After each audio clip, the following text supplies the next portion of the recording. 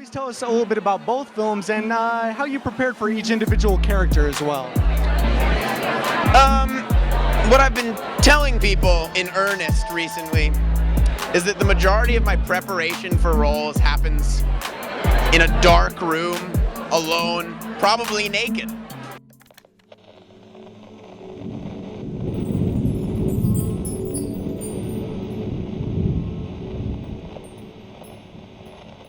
Hey everyone, thanks for joining me today for part 2 of What Happened to Ezra Miller. Please smash the like, share the video, and subscribe. This video will be covering more of Ezra Miller's associations, namely Ezra's band Sins of the Illustrious Father, and more of Ezra's acting career and lifestyle. If you haven't watched part 1, I highly suggest you do so, as it will give you a lot of context into Ezra's history. The video is linked at the top right and also in the description. Now, without further ado, let's get to part 2. Since 2011, Ezra Miller was and still is part of a trio band called Sons of an Illustrious Father, with Lila Larson, who Ezra has been friends with since high school, and Josh Albin. In 2015, Miller releases their first official EP, describing the band as helping them discover their relationship to the world and mental illness. In an interview with Vulture, Miller says, quote, "I think there was a lot of mental illness that I did not know how to manage or deal with in the earliest times of the band. I was 15 or 16. I didn't have any real means of monitoring myself, and I was also working in film and having this strange type of exposure.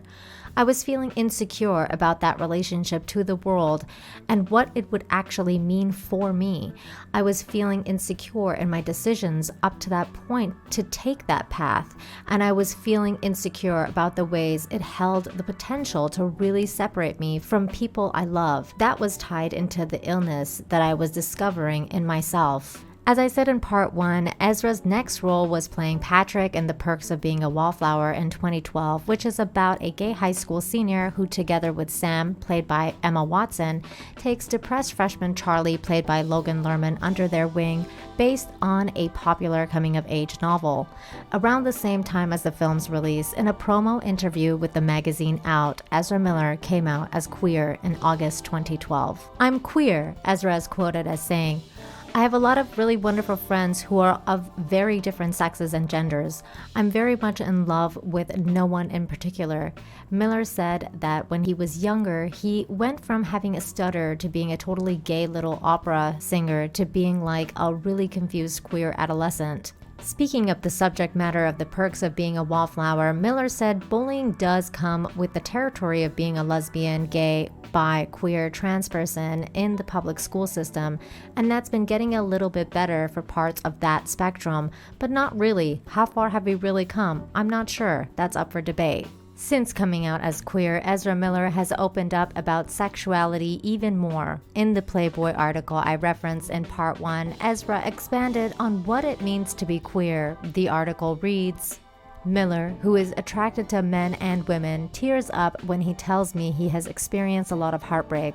As a result of these failed relationships, he says he has abandoned trying to find his perfect romantic partner, deciding that monogamy isn't for him. Calling himself a quote-unquote sexual being, he instead finds companionship with a group of sexual partners he refers to as a polycule, a portmanteau of quote-unquote polyamorous molecule.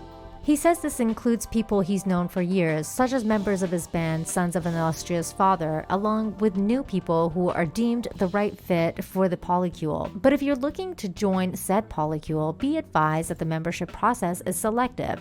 I'm trying to find queer beings who understand me as a queer being off the bat, who I make almost a familial connection with, and I feel like I'm married to them 25 lifetimes ago from the moment we meet," he explains. And then they are in a squad, the polycule, and I know they're going to love everyone else in the polycule because we're in the polycule and we love each other so much.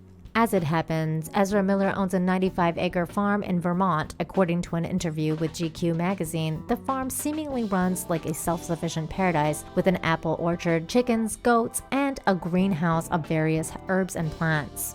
Miller's given tours on their farm to various news outlets, often showcasing their beloved animals. Alongside the chickens and goats, The farm also hosts a myriad of people in Miller's life. Members of their polycule and their band Sons of an Illustrious Father all reside on the farm. Despite the compound's quote-unquote crunchy appearance, Miller is adamant that they aren't hippies, preferring to be called quote-unquote lifelong living with the earth freak. Redefining queerness in 2018, Ezra delved deeper into the topic in an interview with The Hollywood Reporter, where Miller stated a few very interesting things. Queer just means no. I don't do that. I don't identify as a man. I don't identify as a woman. I barely identify as a human. That last line is really interesting to me. I barely identify as a human. The line is telling in and of itself. Oftentimes, people who deal with intense psychosis have a hard time differentiating reality, but also they have a hard time distinguishing their own human selves. Many people who have cluster B personality disorders have a hard time identifying as human. They know they are different and feel things differently and have to teach themselves how to react appropriately to people's emotional cues and so on. So that line is fascinating to say the least. But essentially, this is when Ezra started going as they/them. In 2015, Ezra Miller stars in another weird movie as the lead role for a film called Stanford Prison Experiment, which explores a 1971 psychology experiment conducted by Stanford professor Philip Zimbardo, where male volunteers were randomly assigned to the roles of prisoners or guards. Over the course of 5 days, the guards increasingly brutalized the prisoners, forcing the unethical experiment to end on its 6th day. In a leading role, Miller portrays one of the prisoners. Are we seeing a pattern here? In 2016, Ezra Miller is first cast as Barry Allen, aka The Flash, and cameos in Batman v Superman: Dawn of Justice and Suicide Squad. In 2016, Miller also gets cast in Fantastic Beasts and Where to Find Them as Credence Barebone. In Ezra's Playboy interview, Ezra said this while reflecting on the role of Credence Barebone. The article read, "Fittingly for someone who was exposed to the Kama Sutra at a pivotal age, Miller uses tantric terms when discussing the varying role of sex and love in his life.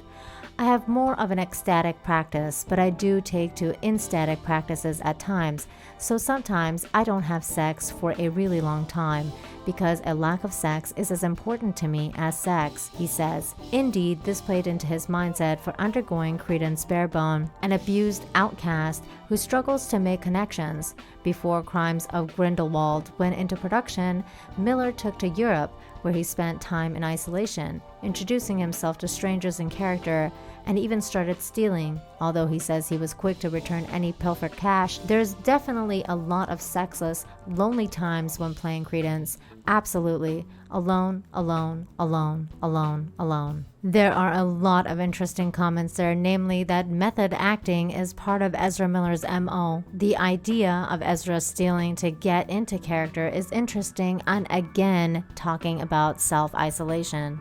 In November 2017, Miller gets to reprise his role as the Flash in Zack Snyder's Justice League, which aired later in 2022.